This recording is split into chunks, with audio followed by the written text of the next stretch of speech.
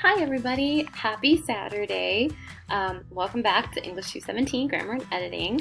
I've been really enjoying grading your work this week and watching you guys dive into the chapters and explore kind of the way the sentences that we read every day are put together. So today wraps up week 1. We have a couple of assignments due on Sunday night at 11:59 p.m. But this is kind of a lighter day. So let's jump in and take a look at what we're up to, and feel free to email me if you have any questions.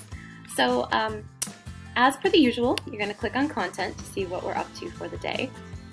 And under week 1, you're going to go down to Sunday, 7/12, which is tomorrow. So for Sunday, there are 3 things that I'm asking you to do. So now that we've reviewed the open and closed classes of words, and we know that a noun phrase plus a verb phrase equals a sentence, we're going to start the beautiful art of sentence diagramming, something that I rediscovered as a writing professor that I had done as a kid and thought was like onerous and ridiculous. But now I see the beauty of it, because you can kind of visually see and map the sentences that you write or the sentences that you love from your favorite writers with much more clarity and intimacy. So it can be a lot of fun to break apart a sentence and see how it works.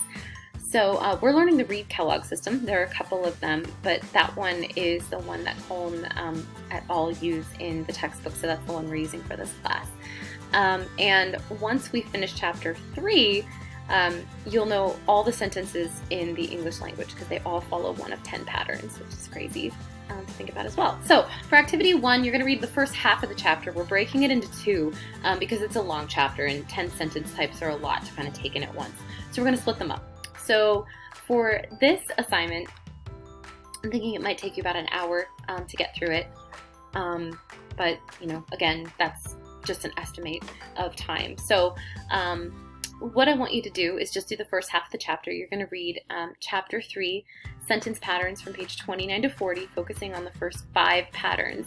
If you need a cheat sheet, I've linked here a post from the Writing Cooperative, which visually breaks down each kind of sentence, and it's kind of just nice to have an extra resource. Then I would like you to complete, probably on a piece of paper. I will show you an alternative in a minute if you prefer that. But on a piece of paper with pencil, you're going to complete exercise 4 and 5 on pages 36 and 38 and 9 if you have the print book. I also recommend consulting the summation chapter or section at the end, notes on the diagram. So when you're finished, I want you to check your work, mark up what you missed. It's always helpful for me to see. Take pictures of or scan your work and submit it to the assignment folder here with a short text reflection about how you feel about diagramming so far and what questions you have for me. Now, conversely, if you want to do this digitally, I have found a really cool way to do it, and we're going to do that for the second activity, but if you want to try and do it for the first one too, you're more than welcome. But we're going to practice using Excalidraw here, which is an easy-to-use app that lets you draw objects and diagrams and collaborate with others online. Then you can just share a link, download your drawing, or take a screenshot of it for easy sharing. So for the first one, we're going to do it independently. If things work, I'd like to try to use it with partners later on, and I'd love some feedback on it. So for activity 2, you're going to first go to Excalidraw. You'll see a few buttons at the top. I'll show you just this in a second. This is basically your canvas or your workspace, and it's really easy to use, so I'll show you that in a minute. But what I want you to do for the activity is to write a short poem describing something ordinary. It can be an object, for instance. So I chose an apple. I want you to keep this simple. Think about kindergarten level sentences, right? We're just looking at the first 5 sentence patterns to write our poem. Don't get fancy. Label each sentence pattern as you use them. Use it in any order you wish to write your poem. So my poem that I came up with was, the basket is full of fruit. The apple is next to the pear. The apple is temptation. Hunger becomes the apple, right? There's that sentence 5. And I feel content now, which is sentence 4.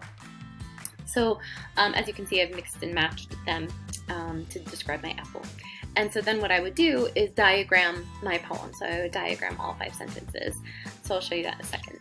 And when you're ready to save your work, you're going to head up to the top left bar here and click that save or export button, which is a paper with an arrow. So kind of like, think of like a letter being sent. So you're going to use that to export, and then you're going to come up here with an export box and you're going to save it as a PNG file. That's probably the best way to do it. which is kind of like a JPEG, just without the background. And then you're going to submit your work here.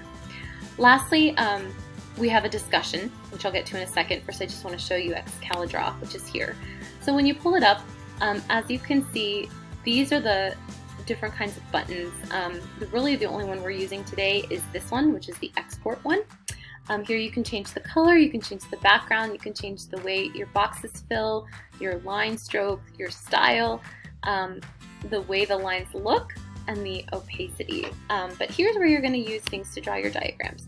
So you're going to click on the box, whatever you've selected will be blue, and that'll be my baseline, and then I can draw that to make my perpendicular line. Then let's say I want to put my name there. I can change the font if I want, I can change the size, and then I can move it, so I can click on the box and move it down. And then let's say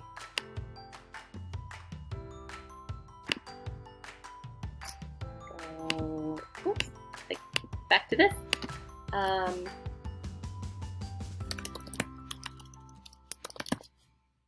Dr. Net loves to write. Okay, let's just start there. Okay, so that would be one of my sentences, and you can just kind of play around with this workspace, and then when you're ready, you just click this export button and save it as a Q, and rename it. Okay, so have fun with that. I think it's a really cool program. Okay, and then lastly, we're going to read a chapter from Kitty Burns-Flory's Sister Bernadette's Barking Dog, which is a book about the lost art of the sentence diagram. So what you're going to do is you're going to find the book online through the UA library. There are 2 places that have it. Either one will work. And though the whole book is kind of amazing, I just want you to focus on Chapter 3, General Rules, page 36 to 60 for this discussion. As you read, I want you to think about your own relationship to reading and writing, and now editing. Now that we've talked about Raymond Carver and Gordon Lish and that sort of interesting relationship, I want you to think about your own relationship to writing and reading and editing. There's also a short reflection here that was published in a literary journal about why she fell in love with diagramming, which you can read too. Then you're going to post in your discussion by reflecting on the chapter. Pick out 3 moments from the reading that got you thinking differently about language, diagramming, grammar, or style. Mention the page numbers, feel free to quote, paraphrase, etc. And then I want you to respond back to 2 classmates, focusing on the points they made and engaging with their ideas. And then when you're finished, please add a quick reflection to the end of your first post that describes whose posts you read and how you're thinking differently about diagramming. Then you can go to the discussion board here. And that's it for today. I will see you guys next week.